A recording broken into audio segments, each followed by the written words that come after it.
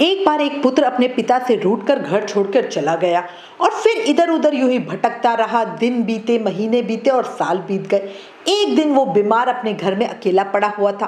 अपनी झोपड़ी में अकेले पड़े पड़े उसे अपने पिता के प्रेम की, अपने पिता की याद आ रही थी। कैसे उसके पिता उसके बीमार होने पर उसकी सेवा किया करते थे। इतना प्रेम मिलता था कि वो तो बहुत जल्दी ठीक हो जाता था। उसे फिर एहसास हुआ कि उसने घर छोड़कर बहुत बड़ी गलती की। वो रात के अंधेरे में ही अपने घर की ओर चल पड़ा। जब घर पहुंचा तो देखा कि आधी रात का समय है और घर का दरवाजा खुला हुआ है।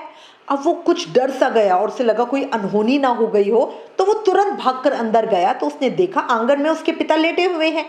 उसे देखते ही पिता ने अपनी बाहें फैला ली और उसका स्वागत किया। दोनों गले मिले। पुत्र की आंखों में आंसू आ गए। उसने पिता से पूछा कि ये घर का दरवाजा खुला कैसे हुआ? क्या आपको आभास था कि मैं आऊंगा? तो पिता ने उत्तर दिया, अरे पगले, ये दरवाजा उस दिन से बंद ही नहीं हुआ जिस दिन से तू गया है।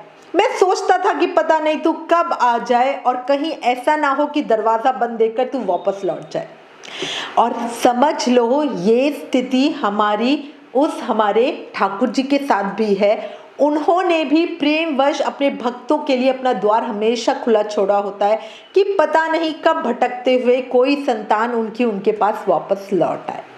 हमें भी आवश्यकता है सिर्फ इतनी कि उनके प्रेम को समझे और उनकी ओर बढ़ते चले।